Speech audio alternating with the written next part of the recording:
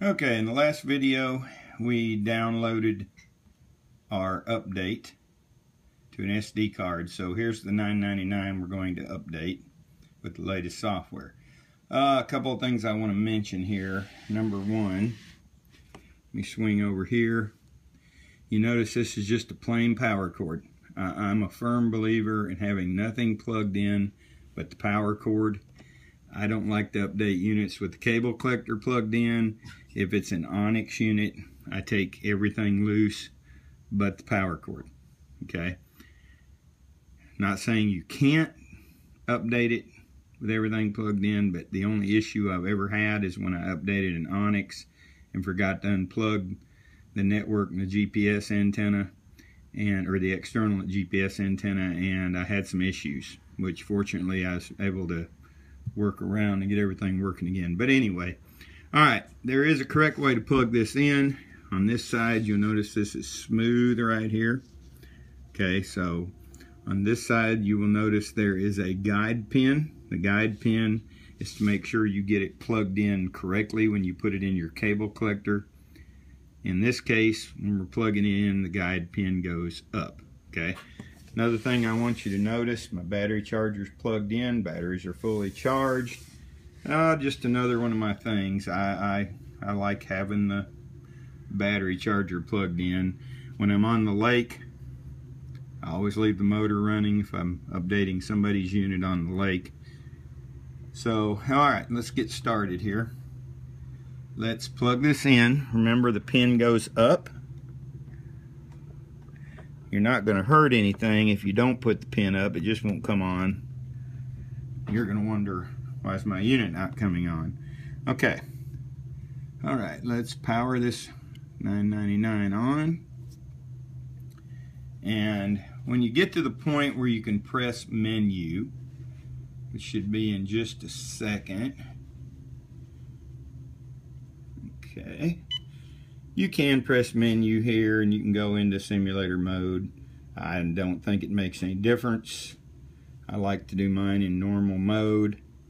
So I'm going to press exit to clear the warning about the government charts. Alright, so at this point, a couple of things we need to do. Okay. First, we need to go menu, page over to setup. Come down to restore defaults, right arrow key, confirm restore defaults, right arrow key yes. Okay, we're back in default mode.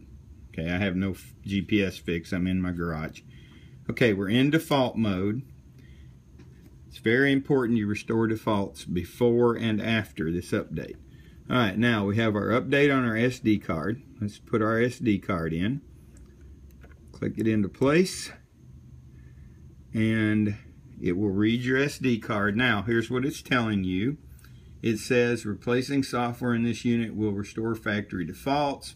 We've already done that. I do that just because I just think it's safer to do it myself. You don't want to lose power. It's not covered under warranty if you lose power. It says, do you want to replace software version 7.460 with version 7.65? Okay, right arrow tells it to click yes. Okay, this screen's a little bit tricky here. You got to read it. It says abort software update. If you want to abort the software update, you click the right arrow. If not, you tell it no. Okay, it's updating software version. Alright, and you just simply leave it on, and that's not very good because of the glare, but basically it's just saying updating software, leave power on. And normally with the core units, unless it's a really large feature update, which this one is not. Okay. So we're back to rebooting. Now when this thing reboots, you still have the SD card in there. So it's going to pop up and it's going to warn you that you don't need the update. That's okay. Just ignore it. Alright, so we're going all the way in, and that's going to stay up there, that little warning, but just hit your exit. Okay, this is your setup screen. You've seen it before. Okay, we're going to hit exit to get past that. We're going to pop our SD card out. Okay, so our SD card's out. We're going to hit exit to get rid of the warning. Now, this is important. Go to menu, page over to setup again. Go down to restore defaults and restore the defaults one more time.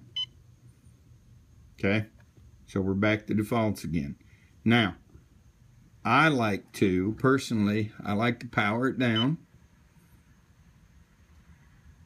And once it powers completely down, I like to reboot it again. It's just like a computer. I think it's important after an update that you reboot it so it can cycle back through one more time. Okay.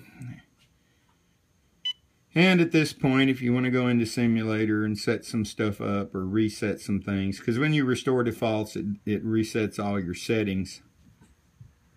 I'm just going to let it go straight in. Okay, now at this point, and I know you've all seen this, just so I don't have to do this later, the deepest spot in our lake is about 85 feet. So I'm going to roll this over to about 95 feet. Hit exit. Okay, so we're good to go. And you can page through a view here and there just to make sure everything looks kosher, and it does. Now, okay, so that's how you update your 999 Humminbird unit. In fact, almost any Humminbird that's not a Core Series unit, that's how you update it. Appreciate you watching. I hope this helps you out. If you have any questions or comments, leave them below. Thanks. Bye.